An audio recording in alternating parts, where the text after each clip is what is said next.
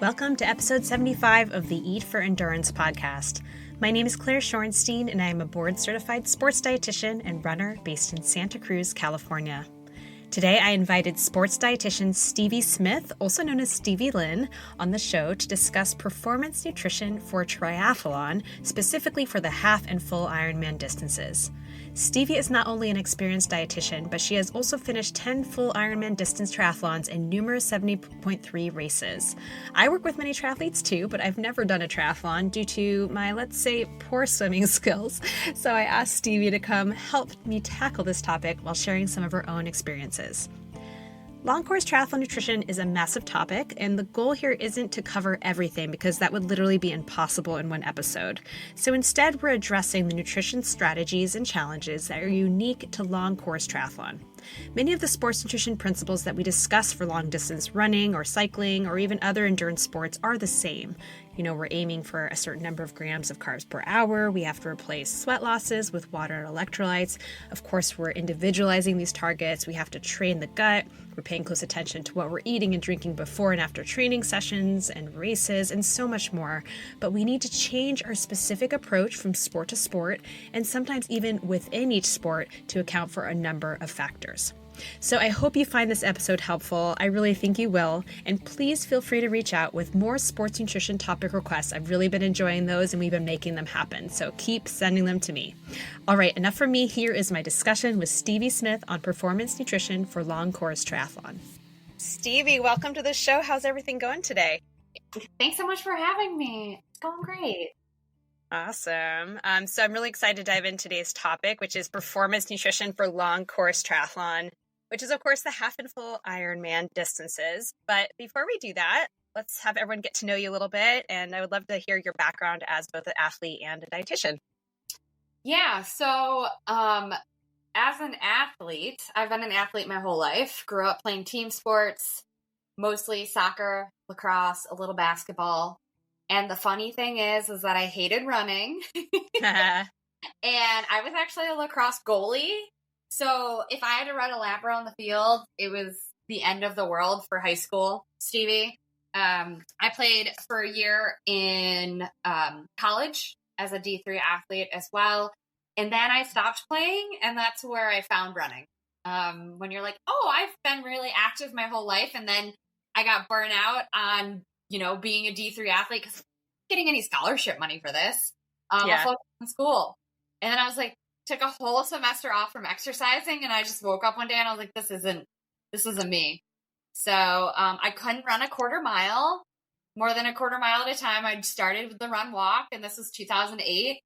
I ran my first full marathon and my first road race in 2009. And then I kept getting injured and kind of taught myself how to swim and got a bike and did my first full Ironman in 2012. And I did 10 full Ironmans between 2012 and 2019. Also, while I was in my senior year of the coordinated program in dietetics, so my journey to be a dietitian, I know. Yikes. That's a lot. Like, how do we do all these things? Yeah, so once I did an Ironman, I just had a great community around me who did that as well, and have done one 50-mile. That's it. That's my ultra running experience, and plenty of half Ironmans. I don't know, over 15, like 14 open marathons unattached to the Ironmans.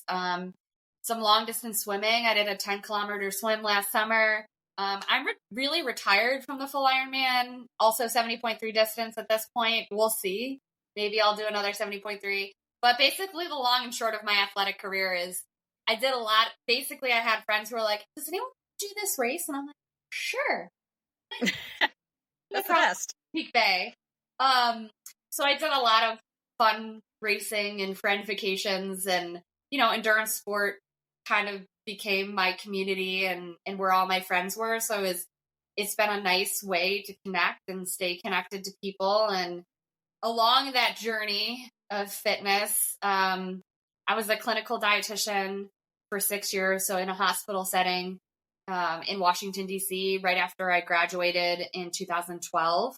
I enjoyed it. I loved it.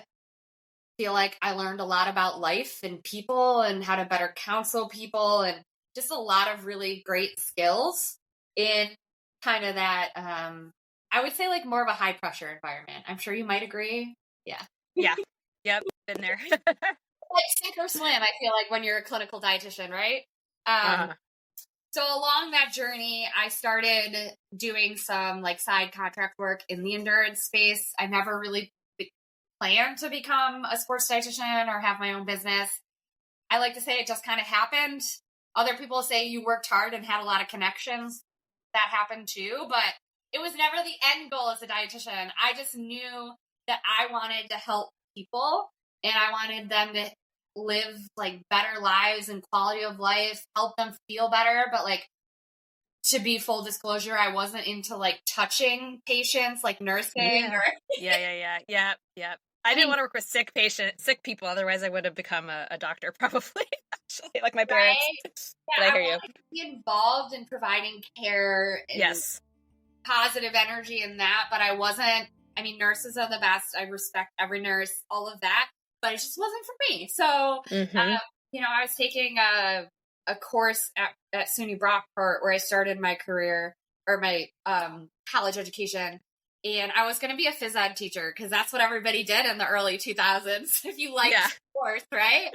Yeah. And it was a basic nutrition course. And it was the first time where I was like, oh, I really like this. I think this could be a good option for me. And turned into 6 years for my undergrad because I switched majors and chemistry and all of that. But I would not go back and change it for the world. So that's the kind of long version, but basically how I got to where I am today.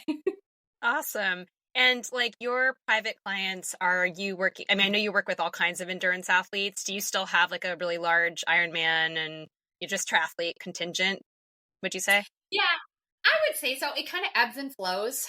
Mm-hmm.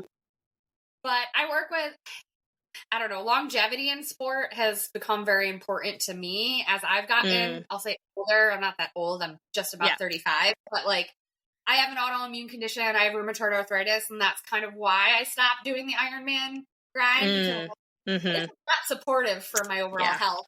No matter how well fueled I am, this is not the right choice for my body. So I do also have like a pretty big contingent of people who are like, hey, like I don't think I'm going to ever do a race, but I'm active and I want to make sure that what I'm doing is sustainable so I can, continue on, stay healthy, strong, not wind up injured or sick or, underfueled. So it's a pretty big mix. Say 50-50. Yeah. I mean, I'm sure we have a lot of the same clientele because, I mean, I also work with triathletes and, long distance triathletes and all of that, but I have never done a triathlon. I cannot swim at all. I mean, I can like do a little snorkeling and I know how to swim, but I just hate swimming. I just can't. Maybe I'll do a sprint someday, but honestly, I'd rather just run longer. I really wanted you to come on. I wanted to get someone for this particular topic who really has firsthand experience because it is important. I know how it is counseling my clients and truly knowing what it's like being in their shoes, right? And I think not to say you always have to do everything your clients do, but it just helps. It just gives you that firsthand knowledge. So you know what it's like to do 10 full Ironman. So let's dig in. We have so much to talk about. Obviously, we're not going to cover everything, but we are going to take a stab at a bunch of things. So I want us mostly to go through the building blocks of a solid triathlon race nutrition plan. But first, I think we need to set the stage logistically speaking, because fueling a half or full Ironman is really different than, say, fueling a single sporting event. So maybe you can just walk us through what differences we need to keep in mind and incorporate into our fueling plan when preparing specifically for a triathlon. Yeah, that's a great point. A lot of the concepts, of course, from running and ultra running, they're gonna translate into triathlon fueling, just like you said. So never to discount, like if you're a runner and you have some of that skill set, it's still important no matter what. But yes, triathlon, it's really a sport of logistics. You gotta like logistics in general. Between packing your bag if you go to an office and you got to do your workouts around your work schedule. Like it's just, you got to be a planner. I mean, I'm not saying you have to be. I shouldn't pigeonhole people like that, but it is a big piece of it. So one of the things I always like to have clients and other triathletes think about is just sitting down and first thinking, okay, if we're really thinking about the logistics around our workouts, how long are we actually working out? You know, thinking about approaching your fueling, just the fueling aspect of it, not your meals and snacks and all of that, as to, oh, I have an hour ride. Yeah, that's fine. But are you getting off and doing a 30-minute run right after? Or are you doing an hour swim in the morning in an hour tempo ride at night?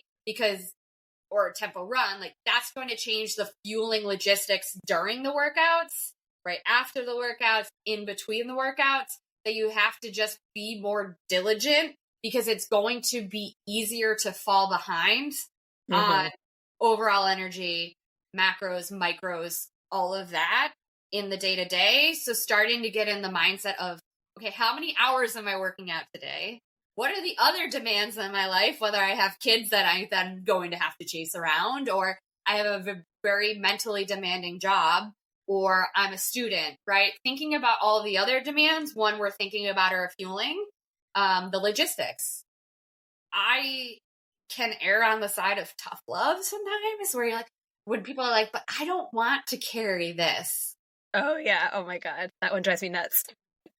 Well, maybe we shouldn't be signing up for an event that's going to take 8, 9, 10, 12, 13, 14 plus hours, because this is basically like, I like to say, you got to pay to play, right? You got to pay in carbs. You got to do that. Like, I don't love carrying my handhelds, but I do it because I know it's good for me. And also I feel way better on my 40-minute run when I have sports drink, right? So it's one of those things where you really have to sit down and think about, like, okay, I have to carry this, and I'm going to find a way to figure out, if I have a high sweat rate and I need a lot of fluids on the bike, it's coming up with solutions. And that's where having, you know, a dietitian, a sports dietitian in your corner can be very helpful, because like I like to say about what I do in my business, and I'm sure you might feel the same, Claire, is that most people really know what they should be doing for the most part. It's the implementation of things and how to make it fit their lifestyle and their preferences and what they need. That's what we're here to help with. And I always joke with my mom that 75% of my job is problem solving. Oh, yeah. Totally. I mean, there are obviously exceptions, but yes, 100% agree with that. Problem solving. So it's, you know, it's one of those things where you have to think about, okay, what do I need on my bike to be able to carry my fuel? Do I need to be able to plan, okay, I have to do a brick and I need to get some hills in.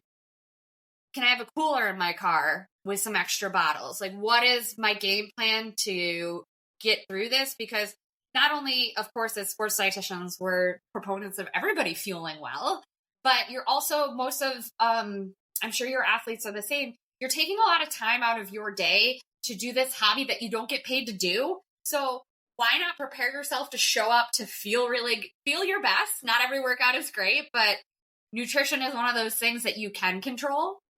And let's see if we can set ourselves up to have a good workout, because we're getting up early. We're cutting into social time. Like, you want to make the most of it too. So a little bit higher level on the logistics, but just thinking about, oh, where am I going to, I don't have enough pockets on my bike jersey. Oh, my bento box isn't that big.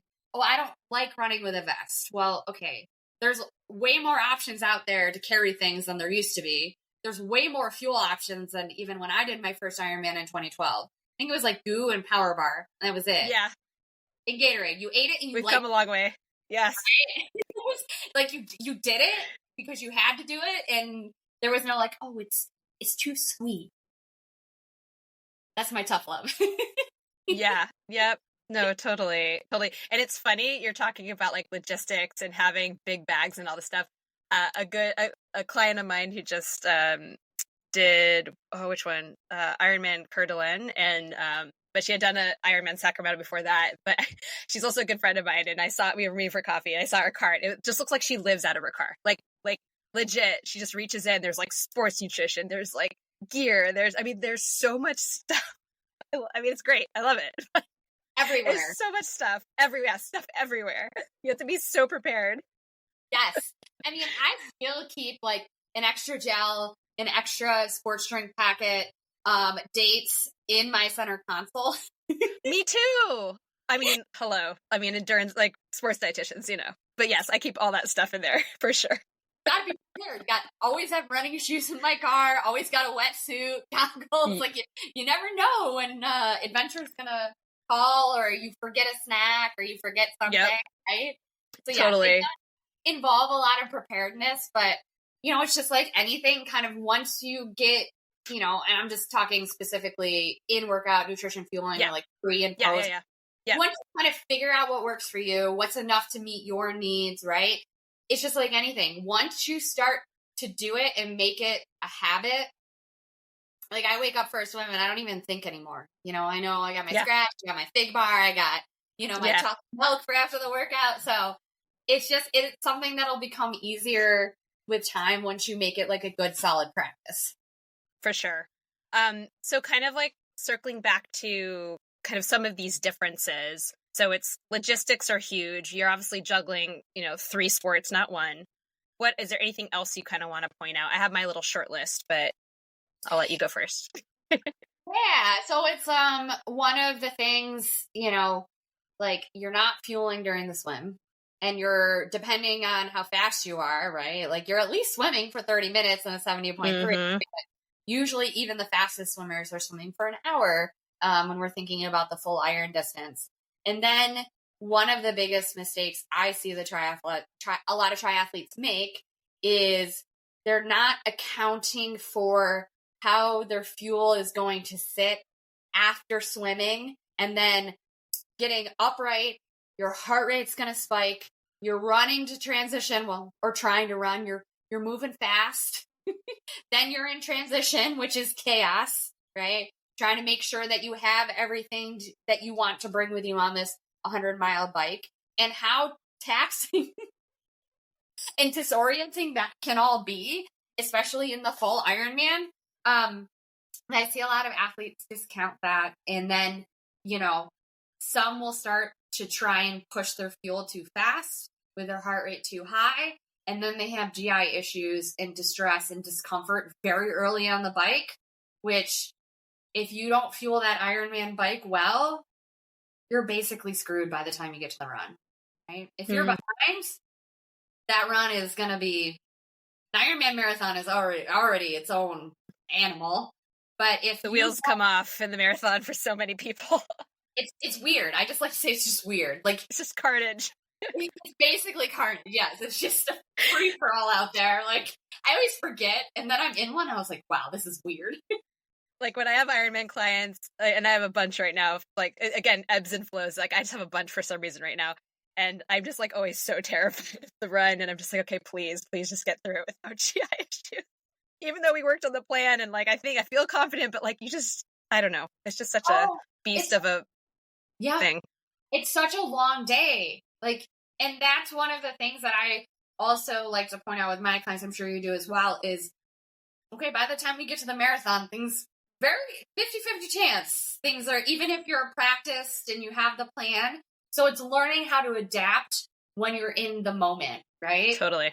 Yeah. Going back to the basics. So what's most carbs, fluid, sodium. Okay. Yep. We can't get the gel down, but like, what do we have at the aid station that might work for us?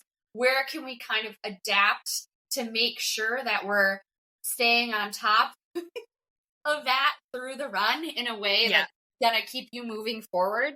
But that's also why a lot of the focus is on the bike, right? Yeah. Getting more, just overall more in on the bike, because physiologically it's going to be easier to digest it. Then you're not falling behind. I always love this stat that even dehydration of 2% of your body weight will negatively impact aerobic performance. So, and it's very easy. And I see this a lot with like Ironman Lake Placid, Ironman Mont Tremblant, sometimes Ironman Canada, some of those more northern races in the mountains where it's chilly at the swim start, the bike starts chilly. I mean, I've done Lake Placid where it was like hailing on the bike. Oh, God. By the time I got to the run, it was mid-70s, mid to high 70s. Oh, how fun. Right? Because it's a mountain weather. I think Muskoka. So people... It's like an ultra in that sense, where it's like there's snow and then it's 100 and something degrees, you know? Right? You're like, great. What's my body's Awesome. already used. Yeah. Yep. But it's something like as simple as that. I always remind my clients that stay up, because people will be like, oh, I wasn't thirsty, so I didn't drink. Oh, it was cool, so I didn't need as much fluid on the bike. And then by the time they get to the run, it's in the 70s. Screwed. Yeah. They're screwed because they're behind from everything on the bike. You're not drinking during the swim. So just, again, it's that zooming out and looking at the big picture. Like, breaking it down is very important. But when you're exercising for 10 plus hours, the big picture is really key. Yeah. Even if you can't find them too. Yeah. Yeah. Yeah. I mean, those are my big ones. It's the not fueling on the swim, the different tolerance for fuel on bike versus run. So kind of, you know, we often have different fueling plans on the bike versus the run. So that's very different, obviously, than say something like an ultra run or something. The time in transition and accounting for that and what you're doing with that time, as you pointed out. For me, like, and correct me if I'm wrong, I feel like Ironman, again, I haven't experienced it, but I feel like triathlon typically is just more intense. Like you're exercising at a higher intensity for, like, maybe not, I don't know. I just get the sense that it's all at a higher intensity than my sport, which is, you know, distance running. Again, I'm not talking about a road marathon. I'm talking more like a trail ultra or something like that. Like, I just feel like everything's more intense. So then we take that into account with GI tolerance. You're nodding your head. That is right. Okay. Yep. 100% right. Very different. Okay. Very different. Yeah. Yep. So it's all like, I mean, not everyone obviously has their own goals, and maybe there's some athletes that just want to finish and they're not pushing as hard. But the people I've worked with are not those people. They are just trying to go as fast as they can. So that is another thing that we take into account. And then obviously, as you point out, logistics are nuts. So you point out one of the nutrition mistakes you see. Are there any other really common or, you know, big nutrition mistakes that you see your clients making, or maybe as an athlete, you're an Ironman athlete yourself, you've just seen out there happening around you when it comes to performance nutrition? How much time do you have? I'm just kidding. I'm just kidding. Oh, this is our podcast. Don't do this. Don't do this. Wow. All the mistakes. I talked to somebody today and he was like, oh yeah, I started using Gatorade because I know it's going to be on course and I want to use what's on course. And I was like, great. It was a new client. I was like, wow, I don't even have to tell you this. This is excellent. But he was doing it at half strength. So not full, like, yeah. So I see that all the time with sports strength. Yep. Because people are always trying to, air quote, save calories by skipping on fueling. There's it's just like snacks, right? There's no prizes for keeping your snacks as small as possible or halving your fueling. There's literally no prize. And as my favorite artist, Taylor Swift, says, play stupid games, win stupid prizes. And that's going to be the stupid prize of GI issues in an Ironman. Because there's no prize, there's punishment. Half-strength Gatorade is not going to sit in your gut when you're working at a higher intensity, like an Ironman. Obviously, it's not like a 5K, but it's still higher than an ultra. It's not going to sit the same as full-strength Gatorade. And then everybody just then blames it on Gatorade because either they train it at half strength or they don't train with it at all, or just like one bottle a ride.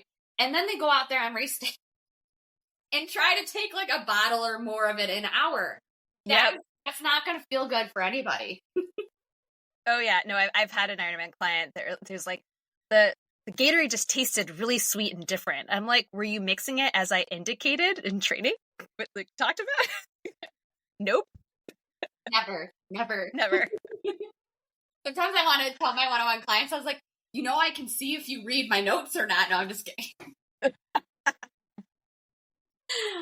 All right, so half strength. But you know, there's also people, of course, we have to keep in mind like the individualization of all this. Like you could drink full strength Gatorade and it's not enough sodium for you, right? Like that could also be the problem, right? Yep, 100%. So and there's also that. Goes into the mistake that they don't practice their fueling plan enough. In long rides, in different conditions, in close to race conditions. I know we can't always, you know, simulate those depending on where we live, but getting your body out there and moving at race intensity. Obviously, you're not going to do the full race distance beforehand, but as you mentioned, the intensity is going to alter digestion, right? Because your body's just not prioritizing digestion the harder you're working, right? You want it to send all the oxygen to the working muscles. So this is also why there's all these sports fuels out there too. They're designed for your body to do very little work, to break them down and send them in the bloodstream for energy. So people often, and Claire, I know you follow me on Instagram, and I've kind of been on this journey of trialing all of these products because I was bored one Saturday. Oh, yeah. I hear you.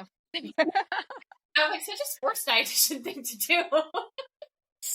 And giving my very unbiased reviews on these and some of their marketing. And, you know, as we kind of mentioned earlier, athletes have all these advantages now. There's so many things out there. So, like, yeah, maybe Gatorade doesn't sit the best for you. So let's try something else. Let's try a different flavor.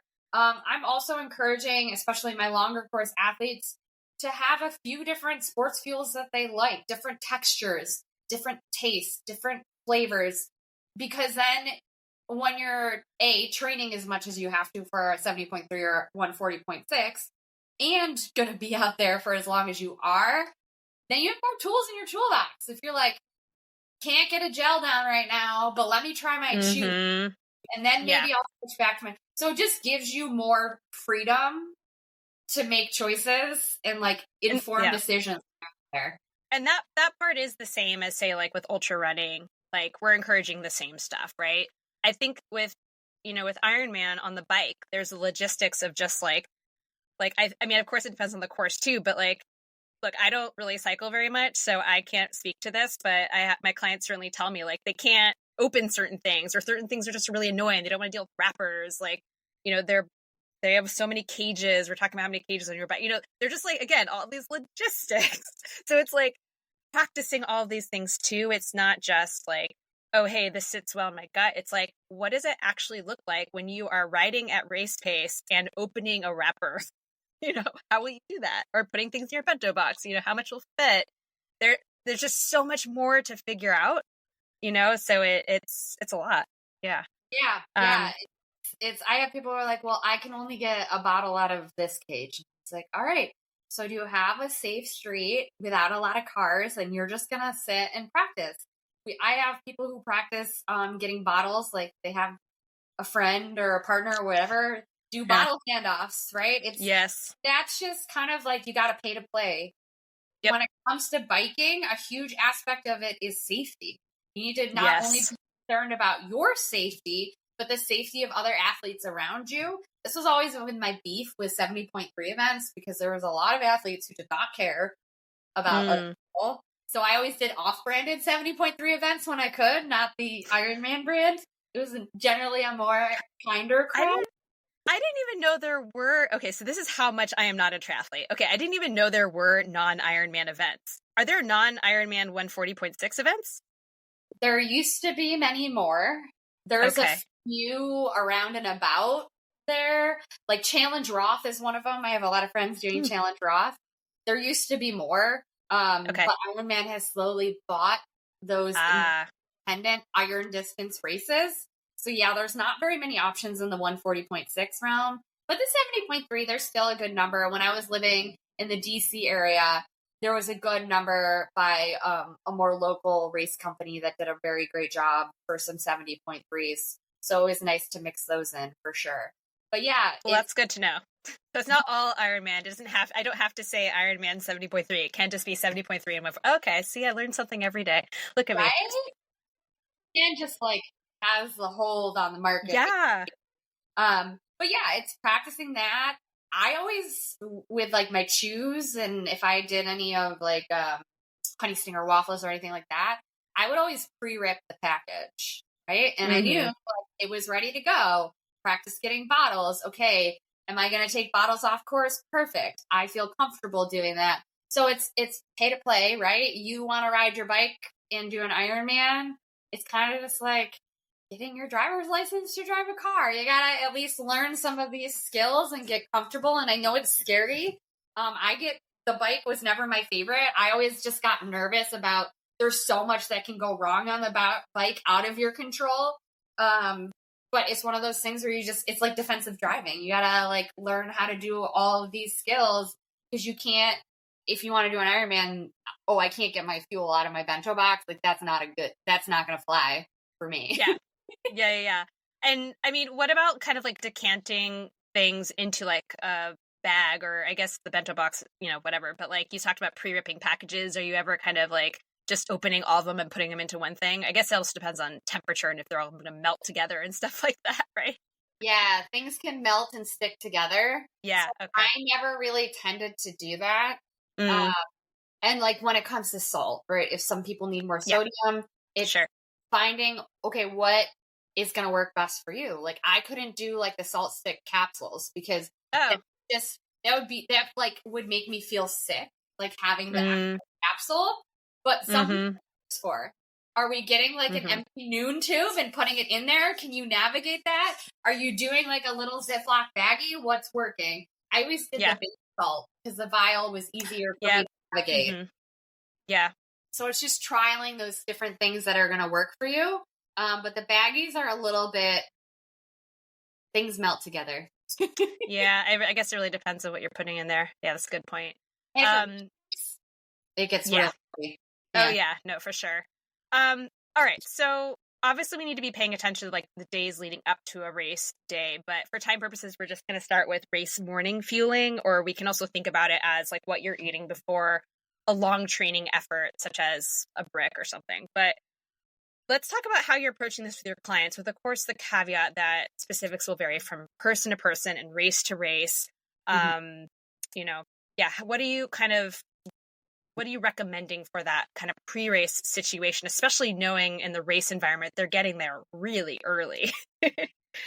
There's nothing earlier than an Ironman day. I guess ultras are probably pretty early. Yeah, ultras similar.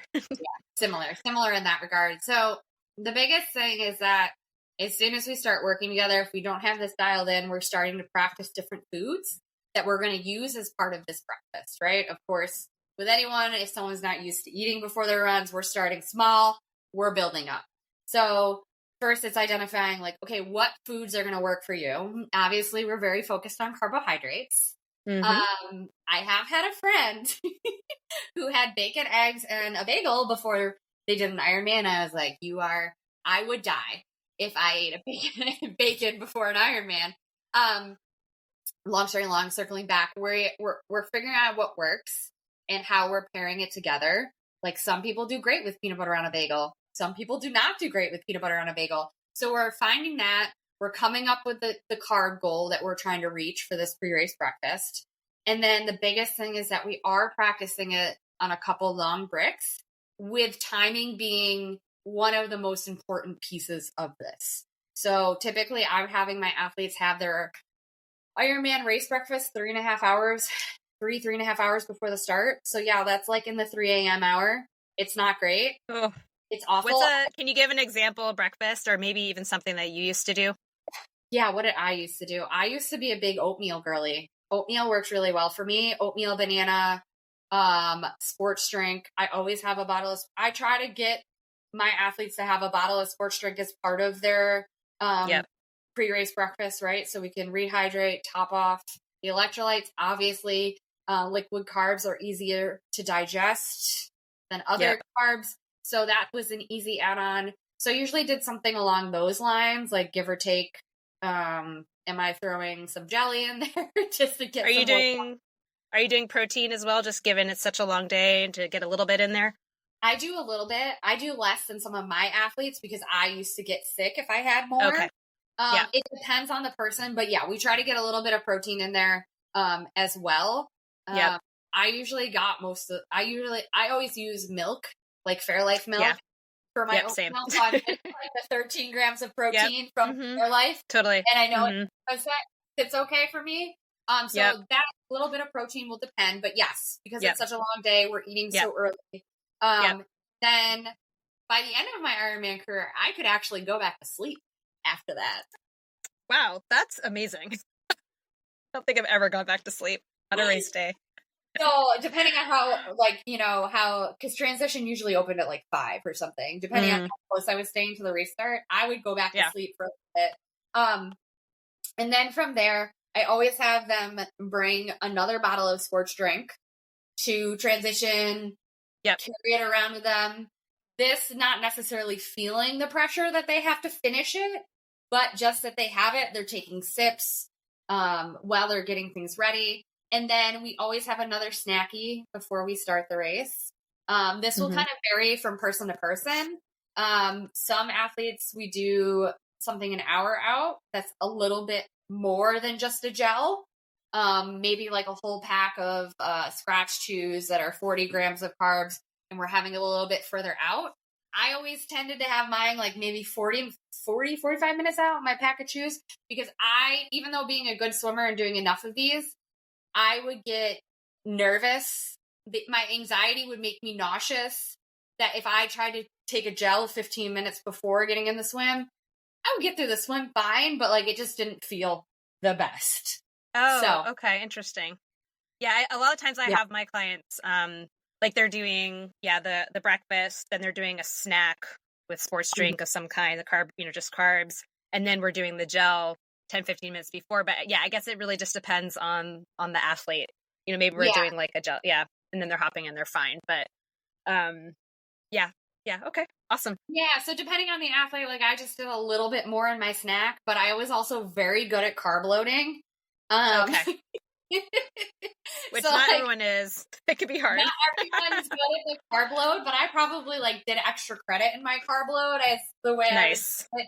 So I was never like too much of a concern. That's just what personally worked really well for me. But again, that's where you and I come in, right? We can, calculate, okay, how many carbs do we need to get in this morning based on you?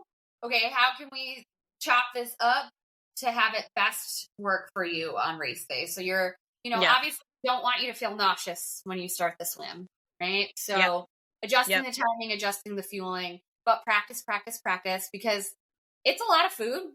It doesn't feel the best, you know? And you should already feel puffy from carb loading appropriately because you're hanging on to all that water. That's how I tell people. If you feel like you want a vegetable, you did it right. I massively botched my own carb load for my last 50K. And I literally thought I was going to puke when the gun went off. And I was like, I'm going to either puke or shit my pants. I don't know which one. This is not good. And then as soon as I start running, I just was fine. So I was like, I don't know what's happening. Right? But I think it's so much that you feel, you're like, oh, I felt so bad. I think I also just did mine totally. I don't know. Something didn't sit right, but it was interesting. Right. Carb loading is not an easy task. I need to do a whole episode on carb loading, quite honestly. Okay, so I'm trying. Okay, so that's the before. So they come back from the swim. We already talked about the heart rate issue. How are you approaching first transition here? Because it sounds like you're recommending that they don't fuel necessarily. What about hydration? Anything going on? Or are you just just get on the bike and go? What's the approach here? So it'll depend on the athlete, right? So I just had a friend who did Tremblant. It was her first. She was probably undertrained. She knew she wasn't going to go that hard. She was taking her time. She had a sandwich in T1, right? I actually had a client who just did it, and he took, and we didn't necessarily recommend this, but he's like, I need something, and took a 45-gram gel and was like, great, I'm good to go. So, just depends. It just depends. And for most people, especially if you're trying to go hard, that heart rate is so high. So typically, just sips of sports drink, right? Because also, ideally, we're carb loaded. We got our whole breakfast in the swim. We're good to go. Because I tend to see more issues with people trying to press too much too early on the bike. Interesting. And not having enough in that transition. So typically I try to space the first feeding 20 minutes out from the swim, from when they hit T1. Oh, interesting. Or if I tell people, most Ironman athletes, unless they're just kind of doing it more recreationally, kind of know when their heart rate settles down, right? They're usually training by heart rate or power. Yeah. If you settle down earlier, you can start the feeding earlier, sip sports drink, keep the hydration up. But if you feel like your heart rate's still a little out of control, you can't settle into that groove on the bike, give it a little bit of time. Yeah. And then No, that makes perfect sense. then we hit it hard. Yeah. I think a lot of my, well, not all, but many of my Ironman clients are more recreational. They're not necessarily like killing themselves. They can tolerate a little bit more. But yeah, no, that makes absolute sense. Okay, so that's T1. Now we're on the bike, and we can go so many different directions on the bike. It's just, it's like, again, I keep likening this to ultra because that's a lot of what I do. But, and then of course we have to take into account all of those same considerations like sweat rate and sodium losses and tolerance to different types of foods and products. And, I was going to ask, like, walking through some of the basic goals, but you already outlined them, which, same what I do, right? So it's carbs, fluid, salt. Yeah. I know in ultra and in any endurance, we're also including like a small amount of protein. I'm wondering for Ironman, how you kind of typically account for that. I know sometimes people are having like bars or PB&Js or just kind of, I don't know, anything you want to talk about with these kind of basic targets to start? Yeah. So, well, you just brought up protein. It depends on the athlete. Typically, for the most part, it's going to be bars or like a PB&J or an Uncrustable, right? Yeah. I usually always include a couple solid feedings on the bike for the Ironman athlete. Depending on the athlete is when I'll start to cut that off at a certain point on the bike, right? Yes. Like some more sensitive people, we're getting it in the first half. People who can manage a little bit more, they have more of the iron stem, say. We try to kind of see, okay, can we get it with 3 hours left to go? So we'll play around with the timing on that. But I just bring that up because it's something to be cognizant of if you're going to work on your own fueling plan without the help, just kind of knowing your body, what you can tolerate, what works for you when it comes to more of the solids. Typically when I'm looking at sodium and fluids, it's going to be off an athlete's sweat test. Yeah. Is where I'll get those goals from for a 70.3 and a 140.6. I don't really have general guidelines, right? If we're in it, we're in it, and we're doing the sweat test. And if you're a salty sweater, we have lots of options to actually get, like, whether it's a NICS biosensor or we're just getting a general idea from a Gatorade sweat patch, or there's leveling, depending on the person. I have some athletes who don't want to weigh themselves. So we don't. Yes, same. Yeah, so, which is fine. Obviously, that's our job to respect it. So then we're looking at some other signs where, like, okay, are we super heat sensitive? Do we have a lot of salt on us? Are you like constantly thirsty after a run, even though you had 18 ounces of sports drink? Kind of taking some of those signs that you might have a higher sweat rate or higher sodium needs and using that to kind of guide us with the fluids and sodium as well. And then for the carbs, I'm team 60 to 90. Oh yeah. Always. Yep. And like most definitely 60, I'm like, this is our baby goal, right? And then with clients trying to find that sweet spot where, okay, where can we push this a little bit to get those performance benefits and the recovery benefits, but kind of, at least for athletes that are more comfortable with their mindset around fueling and their training, like, can we push the limits a little bit here, right? And kind of find your edge with that carb goal. I think it's really fun.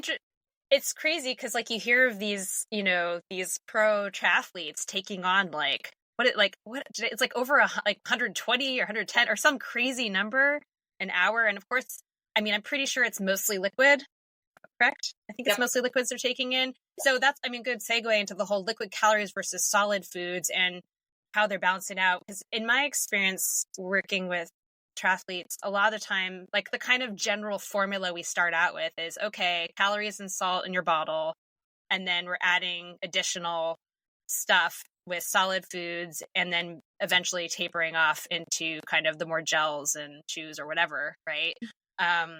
But there are some people, like, I had a client recently, and unfortunately the plan didn't really work out so well. And I was telling her, I'm like, I'm not sure I feel so great about this plan, but she really wanted to do it. She just wanted to mostly do liquid calories. And I'm like, okay, I don't think this is going to end well. But so kind of liquid calories versus solids, real foods versus sports products, kind of, again, I know everything's very individual, but just curious kind of thoughts on all that. Yeah. So, I feel badly that the race did not work out well for the all liquid nutrition person, but I'm not a big fan myself. Yeah. Yeah. Especially with like an Ironman too. Again, there is so much that can go wrong. I've seen bottles fly off bikes. Oh, well, I was on track for this bike time, but then I lost all my nutrition out of my bottle on the bike. That's an excuse, right? Pay to Yeah. play. When it comes back to it, there's the tough love, right? I think, especially now, there's so many other options for people to try too, that it just doesn't seem like the best course of action on that long of a day. If we want to use it as part of our plan, like Scratch has their high carb drink. Some people really enjoy that. And if that's part of our plan, we'll make it work. But also knowing that I just hate it when people bank on just their bottles. It makes me anxious. Well, that's how I felt, but she had run another Ironman, and I mean, I'm honestly still trying to figure out what on earth happened. Because, there are always these cases where you're like, what happened? We did everything we were supposed to do. Everything looked right. And then you're just like, you feel so, I feel this type of thing so deeply when it's like these huge endurance events and you both invested so much and you're like, ugh. Yeah. But, she didn't have a good experience with some solid stuff either. So I think she just in her training felt really good on liquid. But that's, where things went awry. And it made me so nervous. But I was just like, okay, well, it felt good in training. Oh, I've been there too. And it's hard. It's hard too because race day is so different. And I think she tried eating, she just couldn't. And I was like, well, I don't know. Anyways, we're getting off topic. But yeah, liquid calories. Okay, so you're not a fan. Not a fan. Maybe part of the plan. But hybrid. Like, you like the hybrid approach typically? Is that like what do you find is your most common bike nutrition prescription? Like, what's the most common thing you see? Oh, common thing that I do with my athletes, sports drink, like a regular sports drink, whether we're taking it off course or doing a scratch or a tailwind or whatever. We're doing a mix of a couple solids and then gels. That's usually it. Okay. And what about if you have a salty sweater, are you just choosing a higher sodium product? Are you adding salt pills, all that kind of stuff? Yeah. Yeah, so it just kind of depends on how I've had someone who needs 1,800 milligrams an hour, and let me tell you, that was a journey. So it depends, but typically, if I have a saltier sweater, if we can kind of get that with like a Huma Plus, that's my favorite, like a gel over 200 milligrams, right?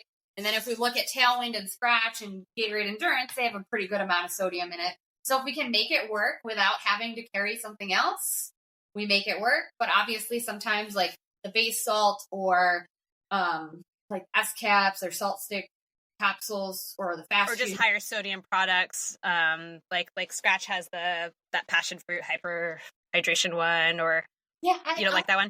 I haven't used that in a race with anybody. Oh, really? It's it's like 17-20 milligrams.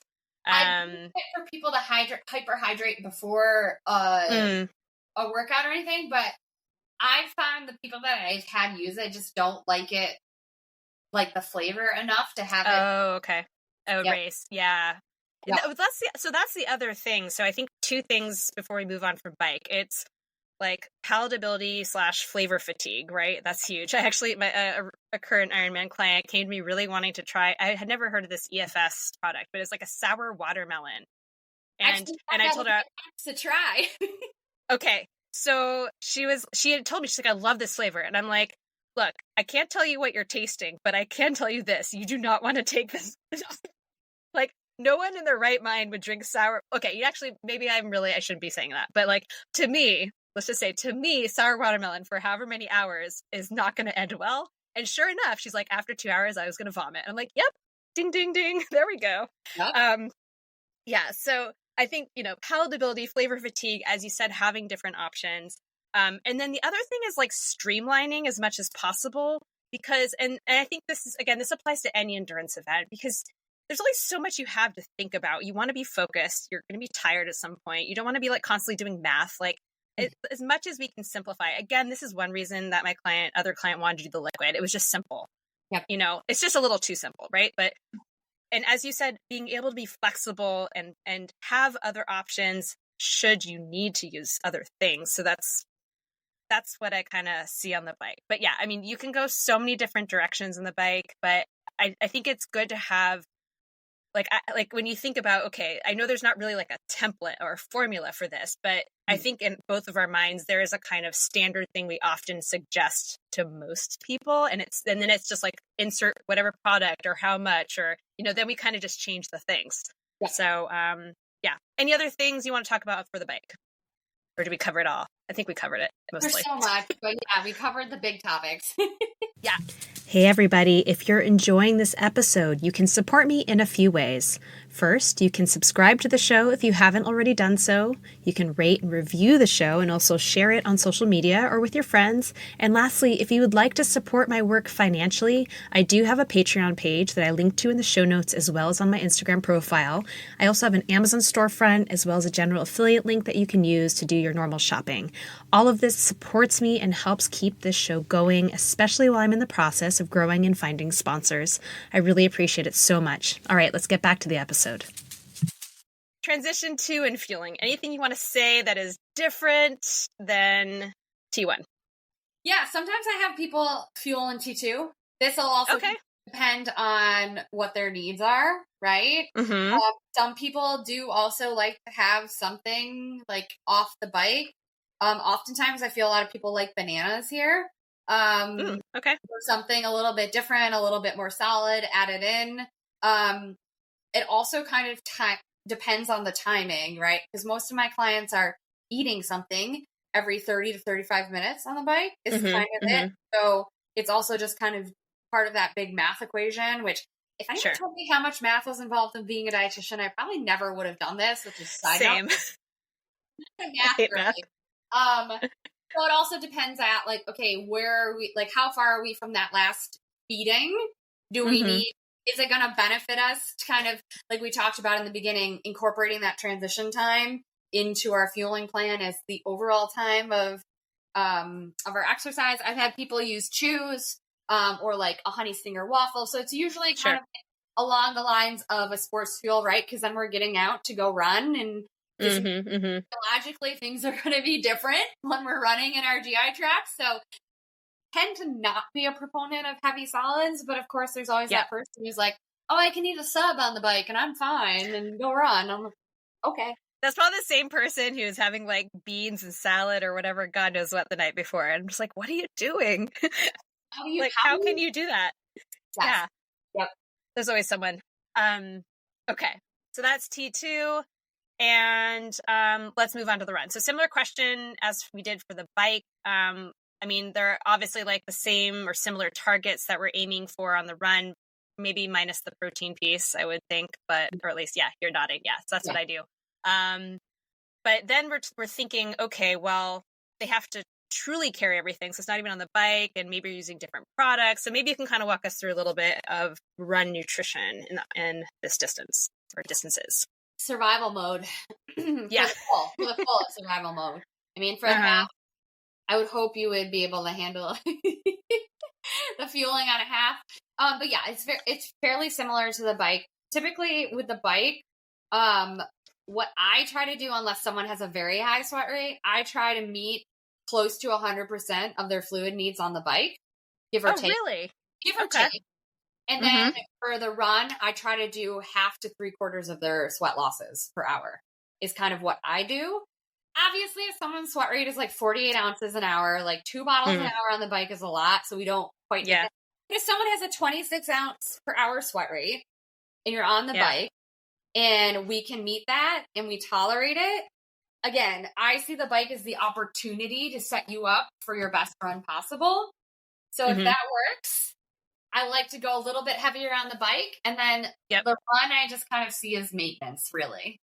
Because if we do our carb load, our pre-race breakfast, we're fueling the bike well, we're going into this run at a good space, and then everything we're taking in is just kind of maintaining all of that where we've set ourselves up to be in a good place.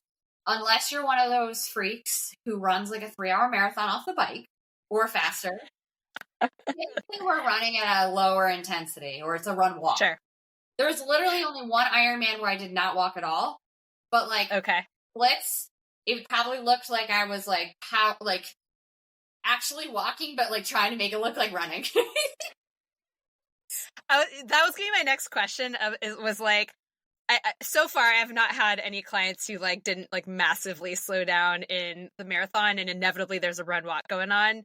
So, and that of course is not the plan, right? So it always ends up being longer than they plan. Then they're like, oh well, maybe I don't have to fuel as much or take in as much an hour, or I'm not sweating, so it's like all this stuff that goes on, and then things are coming off the rails. Like it's just a mess. Survival.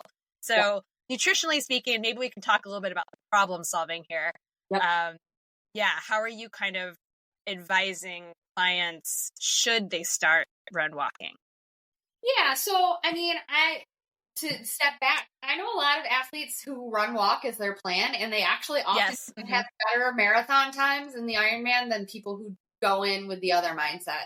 So totally. Let's see. So where do we even start? Yeah, so I mean, the one that was my fastest one. I ran a 4:09 at Louisville off the bike, right? Which is wow, a great marathon time by a great marathon time standards, right? So yes. It's one of those things where we get off the bike, we try to stick to the plan, because I've also gone off the bike at Ironman Lake Placid and tried to run low 8s, and I ended up running a 4:20 marathon, which is still very great on that course, but like I got too cocky in the beginning, right? Yeah. But no matter what, it's like, okay, this is my run fueling plan. Oftentimes it's easiest if we take what's on the course on the run, especially because there's aid stations every mile. Can we get, like, depending on their fluid needs, 2 to 6 ounces of sports drink at each aid station, right? And they're like, well, I can't measure it. I'm like, well, eyeball the cups. Like practice, like measure out at home and then practice sipping it and see what that feels like. It doesn't, you can ballpark. It doesn't have to be precise. Like, so, yes. A lot of people, we also have them plan to walk the aid stations, so they're getting the fluids in. Because some people just aren't very good at running and drinking. I've mastered it. But other people's, and that's totally fine, because I would rather have someone walk that and get their hydration in. So I always tell them hydration is going to be number one, right? Mm-hmm. Sports drink is going to be number one. If you can drink sports drink, get sports drink, because then we're getting the carbs and sodium. If they start to feel sick from that, or they're getting like a little acid reflux, like it happens, switch to water. Just try to get back on sports drink. Even if you're alternating water and sports drink, it's going to be better than nothing. And usually by that point in the day, we've got a pretty good handle on their sodium intake. So I'm not as worried about hyponatremia, but I also want to make sure that they be aware that they still need that sodium in. So we're not just like dropping off with water. Typically with eating, still really aiming, if someone can do every 30 minutes, that's the goal, like around 20 grams of carb. Might be a little bit on the lower end, so it's just easier to manage. If we got to push it to 35, that's fine. 40 is kind of my, like, okay, at 40 minutes, we need to get something in. If this is not your gel, do pretzels at the aid station sound good to you? Yeah. Can you put some Coke in? Like, that's where we start to be like, okay, I'm getting fluids in, but I know I need something else. I can't take a gel. I can't eat chews. What's at the aid station? Let me try this, right? So that's where typically the gels and chews are where we freestyle a little bit more and kind of learn to adapt and be keeping this on top of mind. Some people, we set alerts on their garments to make sure, because at that point in the race, I mean, even if you're well fueled, it's a mentally draining day, because you're getting through navigating a swim. I had done one where it was still the mass start, right? You're swimming with 2,500 people. You're then trying to get yourself to transition. You're trying to stay safe and be alert on the bike. So you're also mentally having to be focused all day long. Which burns a lot of energy too. Absolutely, right? So some people, like, doing that works really well, but that's also where the guiding light for Ironman events, in a full Ironman, there's an aid station every mile, and we're doing something at every aid station. In addition, usually, well, not eating, but like we're always having some sort of fuel at an aid station, using that as kind of like, this is my home base there. Yeah, yeah. And obviously, like, the goal is still to get at least 60 grams of, of carb hour per hour in, but that may not actually be happening. And so, as you're saying, we're just doing our best. Um, what are some strategies? Let's talk about GI issues, because that seems to be just like the most massive issue in endurance athletes generally. So with anything, but particularly with any kind of, I keep saying Ironman, triathlon and ultra running. I'd say it's less common if we're doing just cycling, but yeah, so that's a big issue. And as we both know, and I've discussed on the show many times, there are a billion things that can lead to GI issues. So it's a very complicated thing. And I don't know about you right now, but I think like 80 something % of my clients right now are all clients who are coming with major GI problems, whether it's every day or during exercise. It's just so common. So, Yep. yeah. So maybe we can start first by saying, talking about strategies that athletes can practice during training to prevent GI issues, beyond just like, we know the obvious ones. Practice with what you plan to use on race day and that kind of stuff. But if there are any other strategies, and also troubleshooting tactics that athletes can practice during races should GI issues arise, and you already touched on a couple things, just now, but maybe you can go a little further with those. Yeah. So besides the obvious one, another one I always have people check in on is on hydration. As you know, I would say a lot of my GI issues are hydration. Totally. Okay, maybe you're drinking your sports drink like you should be during the workout, but are you going into the workout wildly dehydrated? What's the environment? Is it a crazy humid day like us East Coasters deal with a lot? And you probably need more. Do you need to rehydrate more leading into a race? Like my person that I just had doing hyperhydration, GI issues is what led us there. We want to make sure that hydration is on point for her going into her longer workouts. So that's usually one, like just kind of like in general, if we're experiencing it in training, after training, in a race, like checking in on hydration, that's a big one.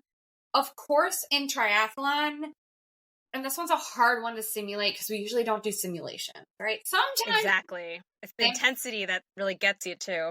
But you're also swimming beforehand. And I think that's like maybe with your liquid nutrition client, that swim can be such a game changer because some people swallow too much air or they take in too much water, or it's just much more stressful of an event that before a long bike than they're used to, because you should not go race a 70.3 or Ironman all the time. So I think that is usually one of those big things, and how to work around that. That's where that sometimes playing around with that 20 minutes I can find be very impactful, because we're kind of getting ourselves like kind of regrouped on the bike. We're bringing that heart rate back down. That can be very helpful. That being said, like if you swallow a lot of water, sometimes there's not much you can do. So like, especially some of that nasty water, some of those water, like I look at like the New York City triathlon, I'm just like, no way, I would never get that one. You're like, hell no. There's no way. You could not pay me enough money to do that. No, thank you. And I swim in Lake Erie too, so which is like at least a larger body of water. But sometimes I'm like, I'm a germaphobe through and through. I'll be the first one to do it, and people are like, I can't believe you open water swim. I was like, don't tell me. I don't want to hear it. I know. I think there was one year, because I used to do the relay with a couple of friends, and I would be like the runner. And there was a year I feel like they canceled it, but then they're like, oh wait, no, never mind, water's okay. And we're like, wait, you just told us the water quality was not okay. So gross. Gives me the heebie-jeebies. Anywho. Yep.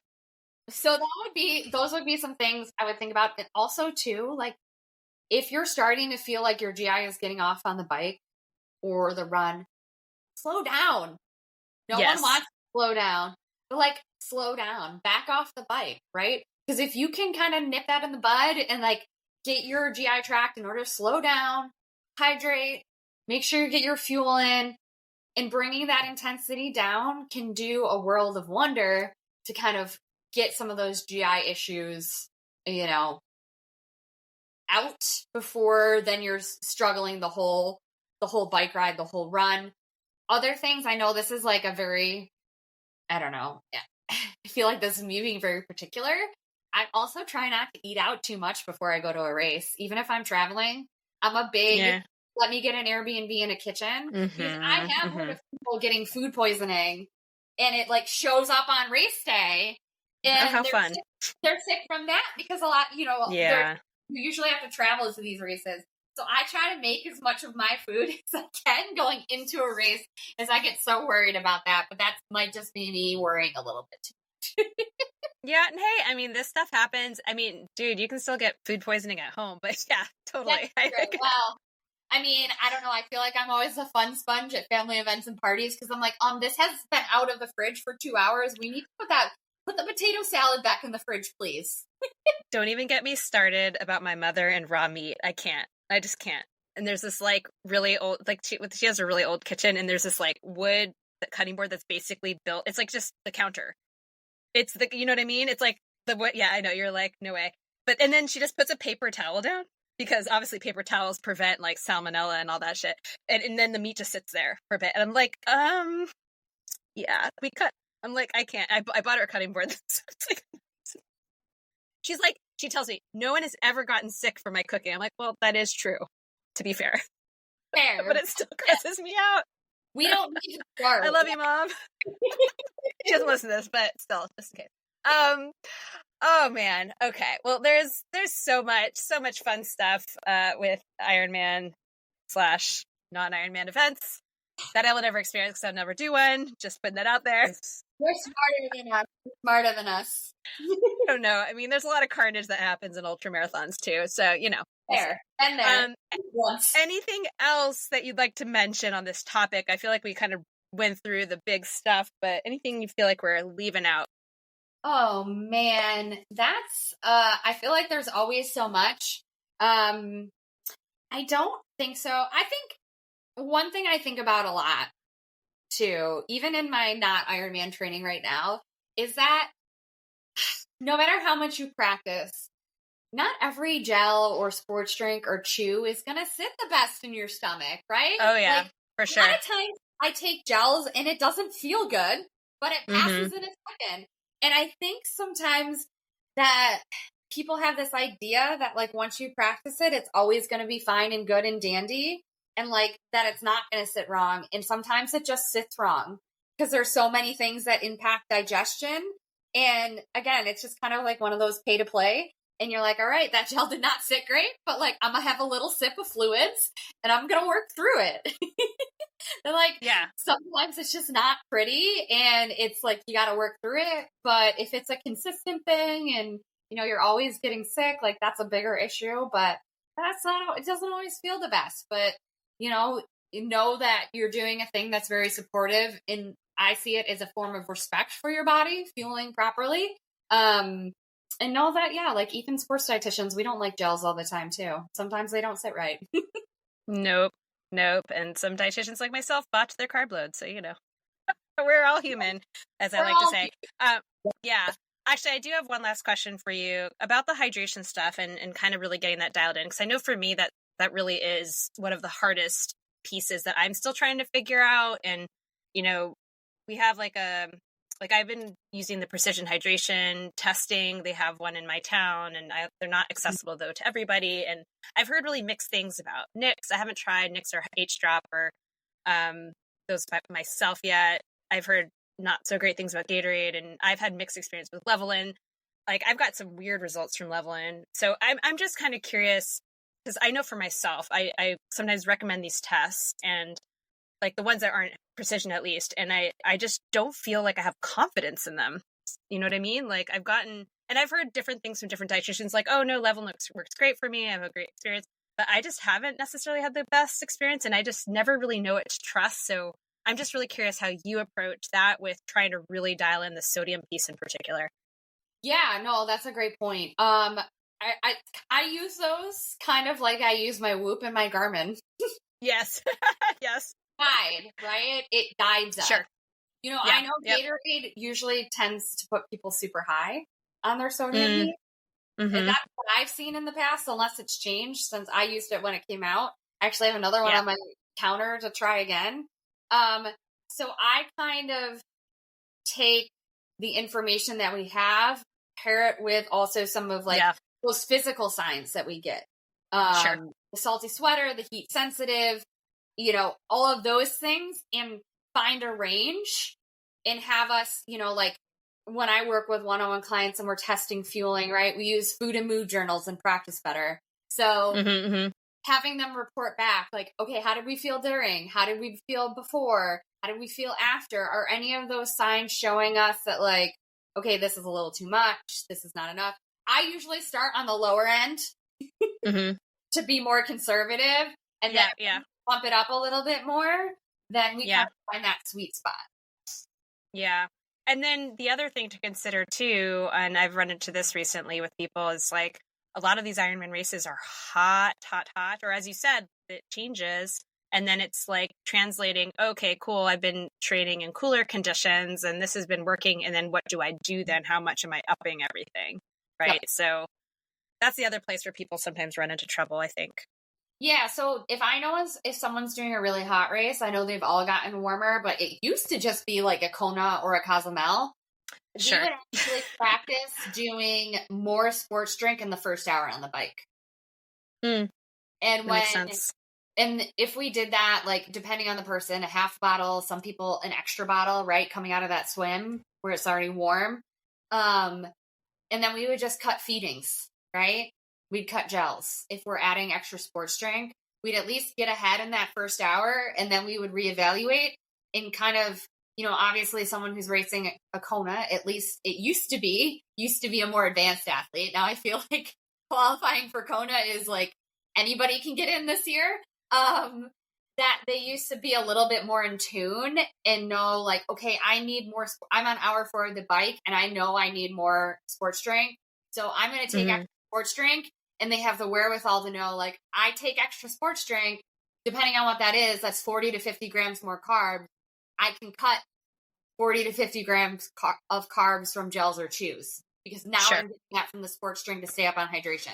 So that's like a little bit super advanced, and definitely something I work with those clients one-on-one going into those hot races. Also focusing on, hyperhydrating going into that race too. Those other things that we can do to kind of set ourselves up for success, but really kind of driving home, like, okay, you're going to be sweating more. We need to make sure that we're keeping that in mind and, adjusting as we need. Yeah. And not just adding an extra salt pill without adding the extra fluid. Like, people sometimes do that. And I'm like, nope, nope, not going to work. Not how it works. You're halfway there, but like, just pop some of these. And then they're like puking. I'm like, great. All right. Is there, are you training for anything yourself right now? Or are you kind of just enjoying being retired from triathlon? I'm going to die because I am doing rim to rim to rim. Oh, I'm so jealous. I want to do that so bad. When are you doing that? Early October. Oh, so jealous. So, fun fact, I wanted to do that for my 40th birthday. Granted, my husband and I were like very much not prepared for this, but my parents refused to watch my kids because my dad was convinced we were going to die. So, so that didn't happen. Be funny. So we will do that as soon as my children are old enough to go somewhere else. Right? That's a good way to work around that. Yeah. So I'm actually doing it over 2 days. Very much. Oh, nice. A run hike. We got the cabins booked. We booked. That's so cool. That's gonna be amazing. With my DC friends. Amazing. Oh, I want to do. I'm training to make sure I do that healthy and uninjured. It's not really a race, but more of an adventure. So are you running or hiking? Or both, I guess. It's going to be a mixed bag. Maybe more trail running it, which involves obviously hiking. So yes, hour hike. Well, I didn't know if like you were like purposely hiking it versus like running where you can and hiking where you can't kind of thing. But that will be so amazing. Oh, awesome. Well, have fun at that. And where can everyone find you? What do you have that you want to plug? Now's your chance. Please do. Oh man, all the things. Well, you can find me in my corner of the internet. I am Stevie Lynlyn, LYN on Instagram. You must love dogs. Between my dog and my volunteering at the city shelter, it's a lot of dogs and some nutrition in there too. If you want to learn more about me and my business, you can go to stevielynrd.com. I've got some programs up there that you can always purchase. You want to learn how to build your own race fueling plan from all my tips and tricks and building hundreds of them. I have a self-paced course where you can build your own race fueling plan there too. And I know a lot of people are heading to off season, and I'm launching what's called Prime, how to navigate your off season like a pro.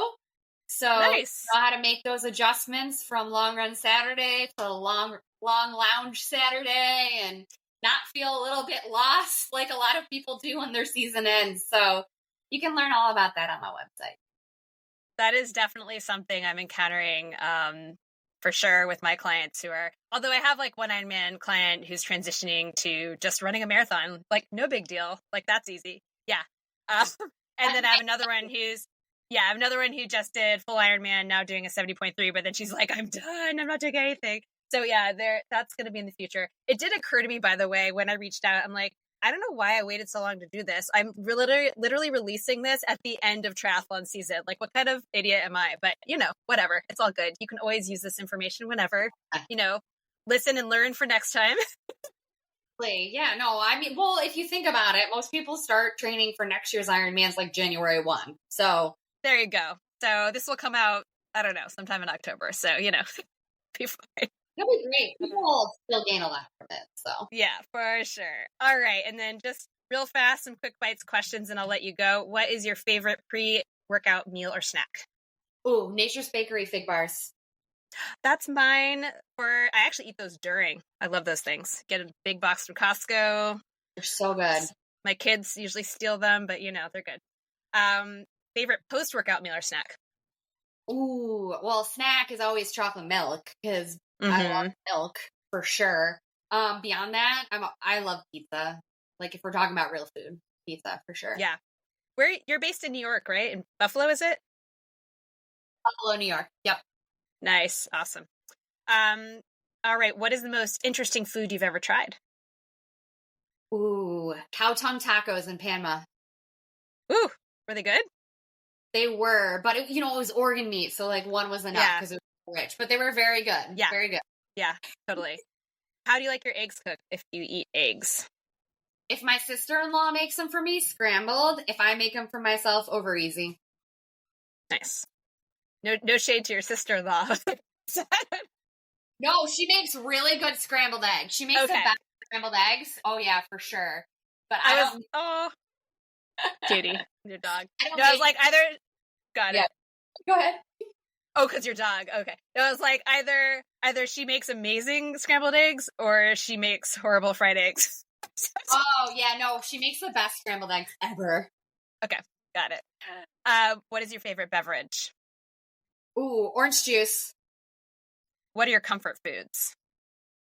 Toast with butter and cinnamon sugar, and pasta with butter and salt. Ooh, yum.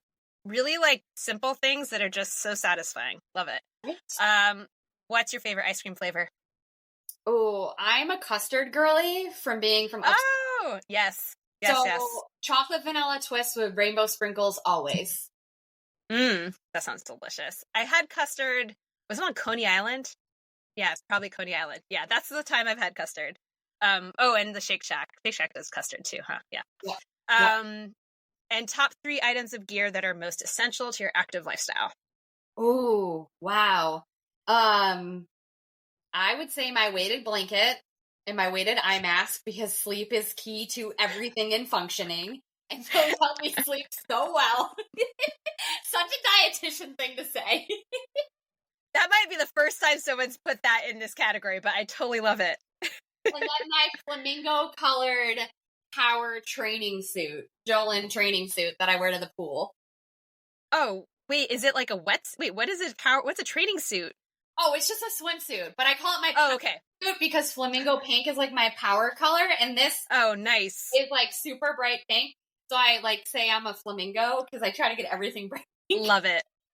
I love it. Actually, I saw you in like a pink jumpsuit or something for the Barbie event. I was like, that's awesome. Oh yeah, that was again another power move right there. Yeah, it was good. Wait, was your aunt in the movie? So no. my aunt is the VP of Global Communications for Mattel. Oh, amazing. So okay, nice hookup there. Right. She was involved in the movie, and that was her event at the Whitby in New York. So it was like Barbie amazing. out, Barbie cocktails, Barbie cupcakes. I saw that. That looked incredible. It was so fun. Yeah. And you were pink, which is lovely. Awesome. You got pink nails, rocking it. Yep. Awesome. Well, Stevie, this was so much fun. And for everyone, her name is Stevie Lynn Smith. Her last name is Smith. I thought it was Lynn, but she can go by either. It's all good. I love it. Thank you. Thank you. This was a really, really fun chat. I always say these conversations are like my way of just networking with other dietitians that I just really want to meet and have a fun conversation. And because I, like you, I work by myself and don't get to chat with anyone else except for my clients. So this is how we make things fun. So, awesome. Well, yeah, thanks again. Good luck with Rim to Rim, and I hope you have a great rest of your week. Thanks. Thanks for having me. All right, that's our show for today. That was so much fun. I love chatting with Stevie. My face was hurting from smiling so much. I know you guys couldn't see me, but I was smiling a lot in this episode. And afterwards, when we kept chatting for like over 30 minutes, it's always so much fun to make new friends while podcasting, and just one of the many reasons I love podcasting. So thank you, Stevie, for the great episode and for chatting with me. And you guys, as I said, I'm always looking for more topic requests from you. I obviously can come up with them myself, but it's really wonderful to get them from listeners. If you have any people to nominate for a recreational athlete nutrition profile, or if you'd like to request that I reach out to a specific professional athlete, please let me know. You can reach me on Instagram at Eat for Endurance. I'm also on Facebook, Threads, wherever. Of course, you can email me, Claire at eatforendurance.com. And once again, I really do appreciate any support you can give me, whether that is subscribing to the show, sharing it, rating and reviewing it, listening to other episodes if you haven't, and of course, financial support if able over on Patreon or through my Amazon links. I am lastly still accepting private clients, and if you have a race coming up or you just want to work on other nutrition or fitness wellness goals, please let me know. You can reach out again, Claire at eatforendurance.com. All right, have a good one, and I'll see you guys next time.